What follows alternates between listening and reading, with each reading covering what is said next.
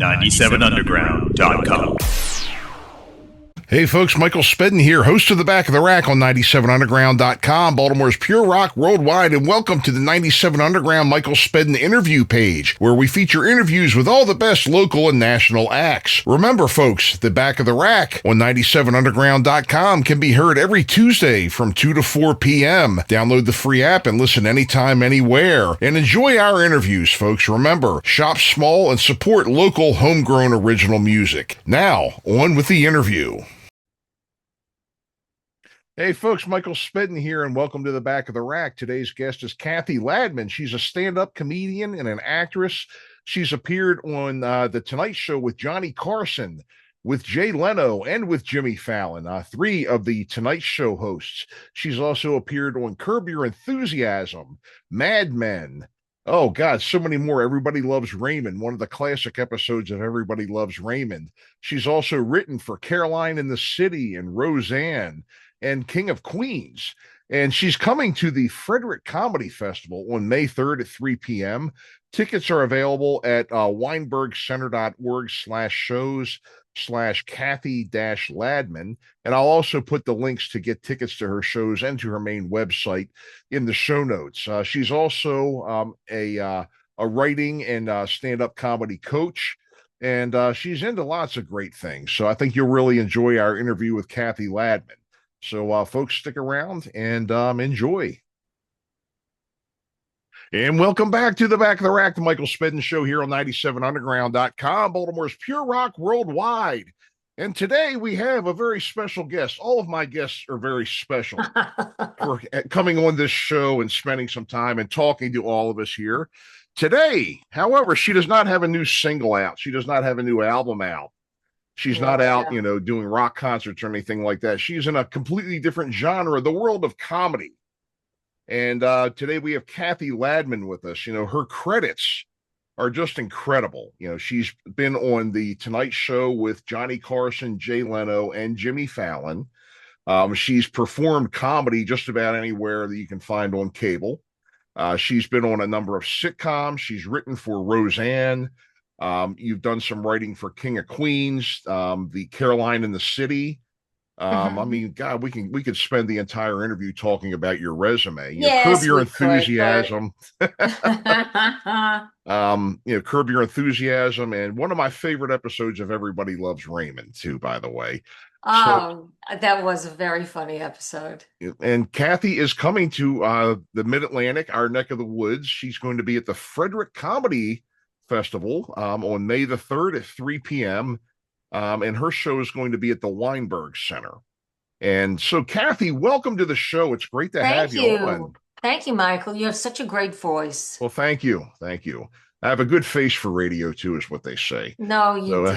You have a face for camera.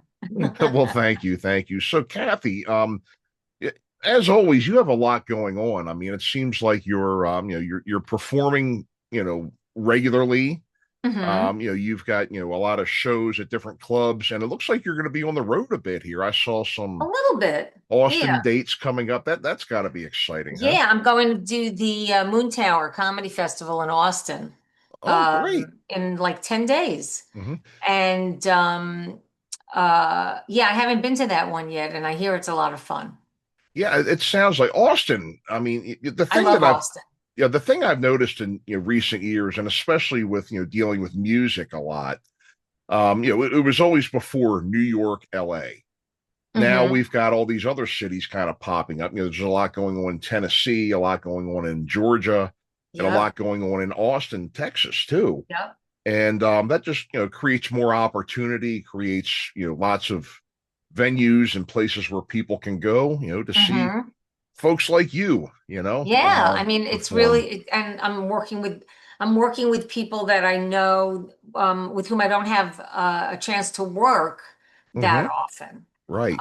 So I'm really looking forward to that as well, and to just going around to other shows, and it should be a lot of fun.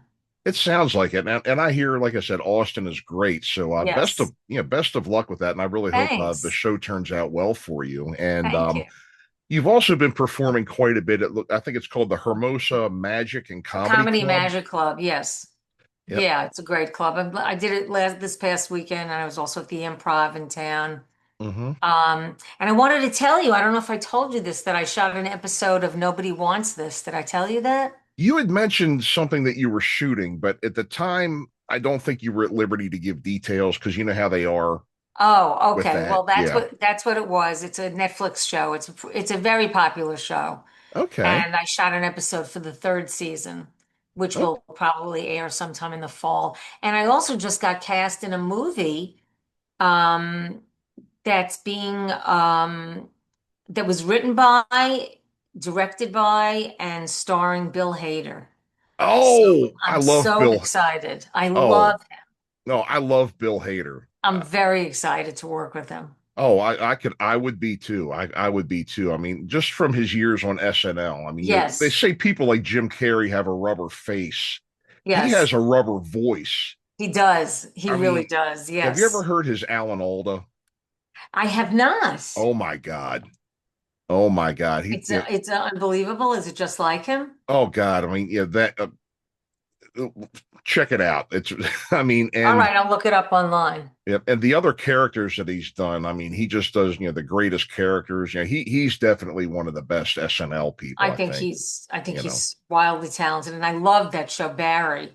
yes, He yes, was that was good. so great. That was good. He Yeah, was in that with Henry Winkler yes, yes, and and what's his name? uh, Oh gosh, what's from his Office name? Space. Yes, yes. Yes, Damn it. Stephen Root. Stephen Root. Thank Stephen you. Root. He's a Yes, great character he's actor. He's one of my great. favorites, He is great. He and I were in a movie once together. We didn't have a scene together, but I think it could have been White Oleander, I think. Maybe, Maybe. yeah, yeah. Looking at this, your resume here could be, Then again, looking at your resume, it could have been any of them, but you I know. know. I know. I wonder if he was, I wonder if, I'm not gonna, I was gonna look it up, but no, now I am gonna look it up because I'm very curious, Hmm. to see if he was in, I'm looking up White Oleander would be the fastest. Whoops. White Oleander. Oleander. There it is. Oh my God, it was so long ago. Hmm. God, it was 24 years ago already. Wow, wow. Jesus. Yeah, time Let's flies, see. doesn't it? Unbelievable. Mm. Come on. Maybe not. Maybe I could have sworn I have it in my mind. Oh wow, Melissa McCarthy was in this one. She played a paramedic in this. No kidding, no That's kidding. wild. She's another good one too. He She's was in this. He yeah. was in this. Oh, but his scenes were deleted. Oh, okay. I know what that's like. Okay. Yeah. But Unfortunately. I had a completely um clear memory of where I saw him by the wardrobe uh trailer, Hmm. and that I was right. Okay. I was Hmm. right. I'm not losing my mind. I'm Yeah, not I don't. losing my mind. I think we all are in this day and age. But I know. I won't get into that. But Yeah. so Oh God. looking through things here, one thing that I always wanted to ask you about, and full disclosure here, you're also my writing coach. And Yes. you've helped me with my murder mysteries and helping me write some of my shows and everything. But usually when we have a lesson, we chat a little bit. And the one thing I've never, I think, have complimented you on was your Three Stoogettes Oh yeah. That's one of the sketches. my favorite things that I ever did. Yep. And I noticed that John Paragon was your director, and I Yes, absolutely one of them. loved I him. know. He was wonderful. I absolutely loved him. He had Yeah. I remember how I told you how, like a lot of the comedians that were in your peer group, I guess, My or in class. your era coming up, Yes. class. Yes. Um, he had we used to record all those cable TV specials that you guys were on and watch them at parties, Right. and he had one that was called Paragon of Comedy, had a lot of groundlings in it, like Oh, right, because Edie that's what he McClurg, was. Yeah. yeah, Edie McClurg and Paul Rubin, Yes. and that was one of my favorites of all time, Paragon of Comedy. Some of the characters that he had and all the Oh bits God, I that they never did. saw that. I want to look that up too. Oh, you should. You should. It's well worth it. That's a gem. It's a gem, Okay. you know. Okay. But so so you're coming to Frederick now. You're going Yes. to be at this the comedy festival, and is this your first time? And oh, well, you've been in Maryland before. I I've mean, been to Maryland performing. before. Yeah. Yes. Yeah, many times Mhm. actually.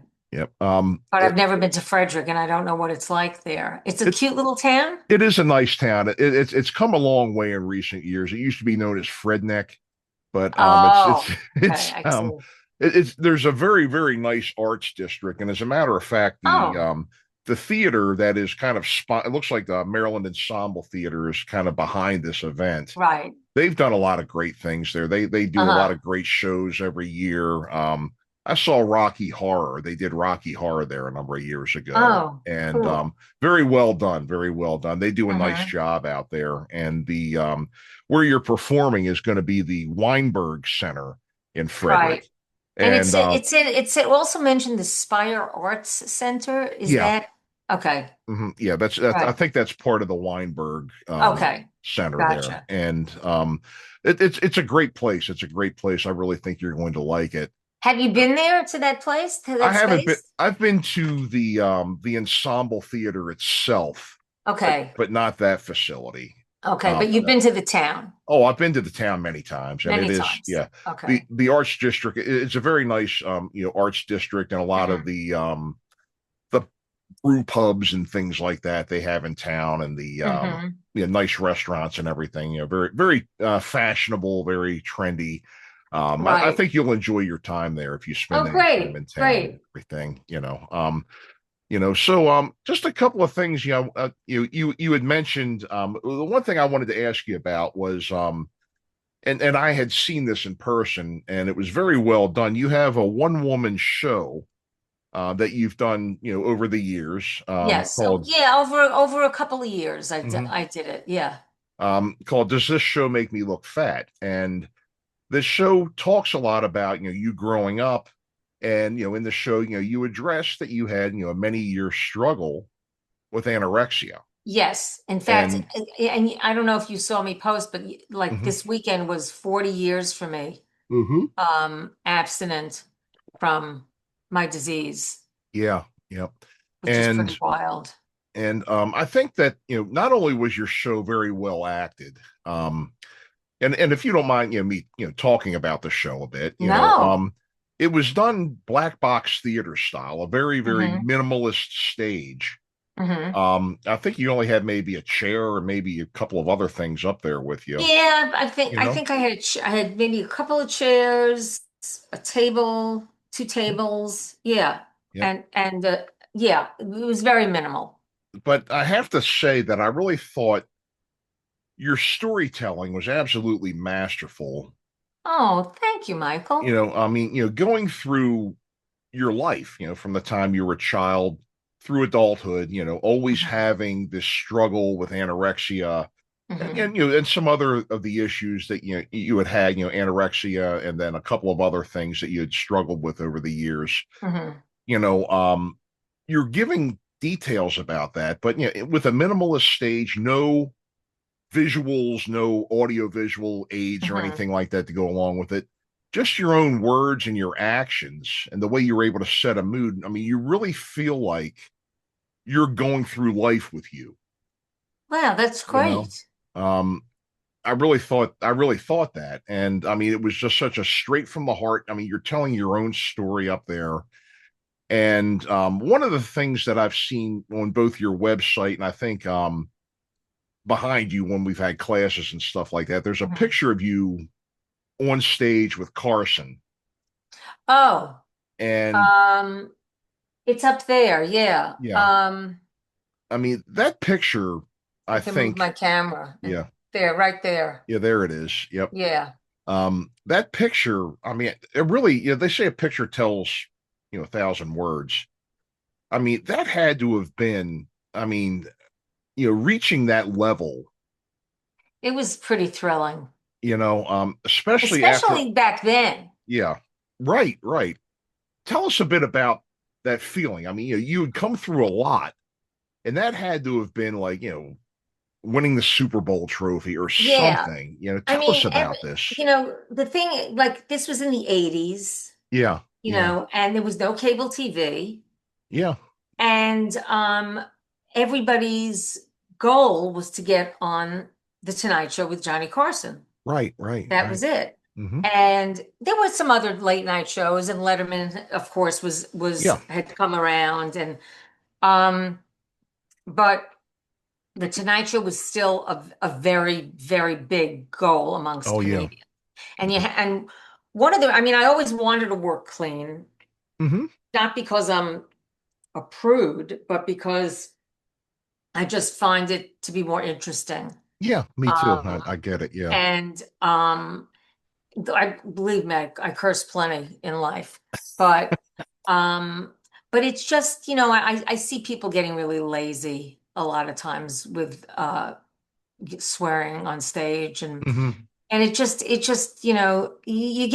you tend to get lazy, and the audiences laugh because can I swear on this radio Yeah, show or yeah. not? Hmm. Yeah, you sure Okay, can. so Yeah. an audience will laugh if you say fuck, but if you take the word fuck out of the joke and nobody laughs, then the joke's not funny, Right. you know? Exactly. Exactly. And but anyway, so a lot of people worked clean. More people worked clean that back then because there was no cable, there were no outlets Right, right, right. I mean, other than live Hmm. for Working Blue. So um, I I was able to, and I'll tell you the truth, when I look at my early Tonight shows, it's painful for me because I have Hmm. come so far Oh, as yeah, a yeah. comedian from what I was then. But Hmm.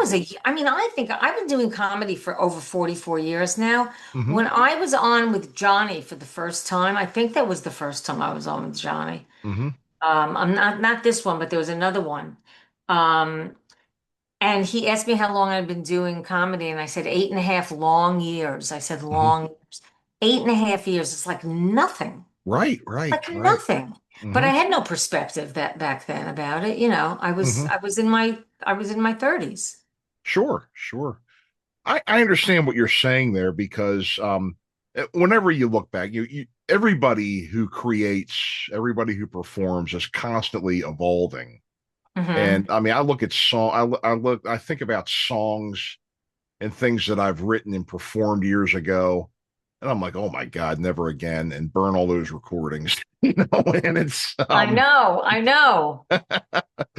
it's like burn those recordings, get that band, I nobody know, ever and then needs to hear that again. it's embarrassing, and this was on national TV, and I'm Right, like, right. oh my God. Hmm. But I'm of course my worst critic. Right, right. Well, and well, the thing is that you're right. Everybody evolves. There's always Hmm. polishing, and the thing is too. It's like even when you get to the point where you gave a Johnny Carson worthy a performance. Something the top of the line.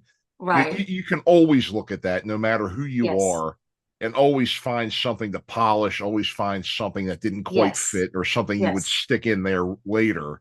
Right. But again, and that's part of being an artist, I think, too. Hmm. You're always constant Always growing. improvement, always Yes. growing, always looking for the next, always looking for the Yes. next way to improve and everything. Yes. And you do help people as well. I mean, you've been, I love successful, coaching. Yeah. and tell us a little bit about Oh, that. you're talking about, I see what you're saying. Yes, I Yeah, do help. You mean help people as far as in through my stand-up. yeah, coaching and Yes. teaching and that sort of thing Yes. too. Yeah. What did you just ask me? I was just asking you, i- is that something that you obviously enjoy doing it? You like doing it. It's something that's important to you. Is it? Right. Just tell us a bit. Why you do it. Is it something you like to Why pay I it like to coach forward? people? Yeah, yeah. I love I love language, Mm-hmm. and I love the craft of stand-up. Mm-hmm. And I love deconstructing things and, taking them apart and putting them back together, and understanding how to make something work better, why it's not working, what word might work better one place and extracting a word from here, a Mm-hmm. different intonation. I mean, I just love all of the elements that make material work when it's Mm-hmm. performed.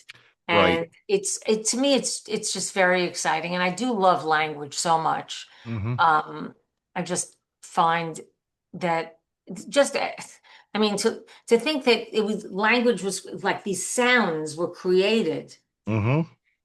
in order for us to communicate and understand one another is it blows my mind. And Mm-hmm. that there are so many different languages in the world Right. blows Right. my mind. Mm-hmm. Right. And also too, I think that one thing, and I read an article a long time ago, and it said that one thing that people always like to talk about with others is what they do. Hmm. And I guess that must be true for you as well. I mean, obviously, I mean, you're sharing your, wisdom with people, giving people tips on how to Yeah, improve themselves to get out there, you know? yeah, definitely. I mean, there are, I mean, there are a couple of ways that I feel that I'm helping people. I'm helping people, of course, who are working on their own stand up and need to improve. And I love helping people do that because I Hmm. really do think I'm good at that. Right, right. But I also help people laugh and lighten their lives a bit, Hmm. and eat not only when I'm talking about having an eating disorder, but just about the all the crazy things that one goes through in a life, Hmm. day Yeah, to day. right. And I love making things feel less oh gosh, difficult in life, Hmm. I Yeah. like it's great to be able to laugh at things. Yeah, yeah, for sure. Right. For Yeah. sure. And it's great to be able to laugh at yourself. I think it's really important Yeah. that a person is able to laugh at oneself, I think is important. Yeah, I think so too. I agree with you. I agree with you. We had mentioned, again, a bunch of your credits and things like that Hmm. before. And you've probably worked with some of the funniest people, in of this era. Oh Um, yeah. do you have any stories or anything you'd like to share about, like maybe Curb Your Enthusiasm or Uh, Raymond? Well, What those? okay. I mean, Yeah. there were tons of stories, but okay. Let me tell you. I'll tell you. It was on working on Everybody Loves Raymond, and it was between takes, and we're all sitting on the set. The actors are all sitting on the set, and Doris Roberts said to me, she said, "You know what you're doing this week here is the hardest thing because we all know each other for years." But Mhm. you come in and you don't know anybody here for the most part, Mhm. and you have to find a way to fit in. And I Mhm. just thought that was so lovely of her I mean, because she did this. I mean, before she became a regular on a sitcom, she Mhm. went from job to job to job. Oh yeah, yeah. And and when you do come into a cast that knows each other Hmm. well, it is difficult because you have to act like you've known them for as long as they've known each other Oh because yeah. that's your character.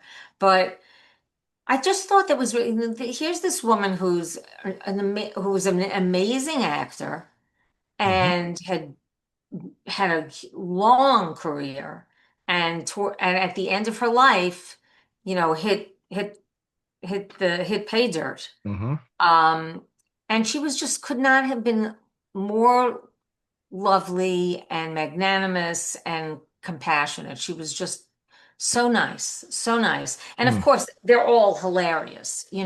She's hilarious. She was hilarious. Peter Boyle was hilarious. Oh God, he's a legend. He was a Oh my legend. God.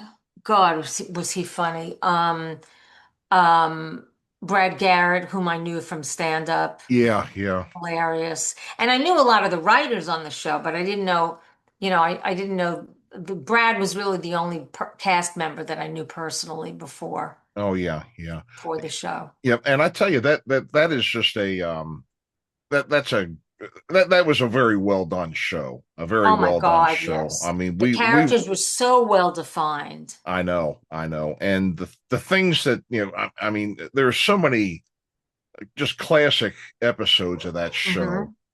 Hmm. So many classic episodes of that show that I mean, it's legendary. It's definitely Yes. a legendary show. Yeah. Um, what about gosh, Mad Men? What Um, part did you have on Mad Men? um, I played an actress Mm-hmm. who was hired to perform a publicity stunt to help sell Mm-hmm. turkeys and around Thanksgiving. And so Okay. they hired two actresses to stage a fight in a Mm-hmm. supermarket and wrestle over the last turkey available. Mm-hmm. And so that was my part. And I remember in the audition, um, Matthew, what's his last name, who created it? Oh, Matthew Weiner, yeah. or Weiner, how I can't remember how he says it, but I went in with this woman. They kind of pair you off, and Mm-hmm. I went in with this woman, and she's supposed to pull my hair in the Uh-huh. scene. And he after we do the scene, he says, "Let me show you how to do this." He goes, "Lean into it like Mm-hmm. that. Mm-hmm. Just when she pulls, just lean into it so it won't hurt you." So, and then they hired both of us. I guess they liked the way we worked together and they hired both of us. But that was very interesting. John Hamm was fantastic to meet at the table read. And my friend Jimmy Pardo Yeah, yeah. is very good friends with John in life. Mm-hmm. And he was so nice. He was so lovely.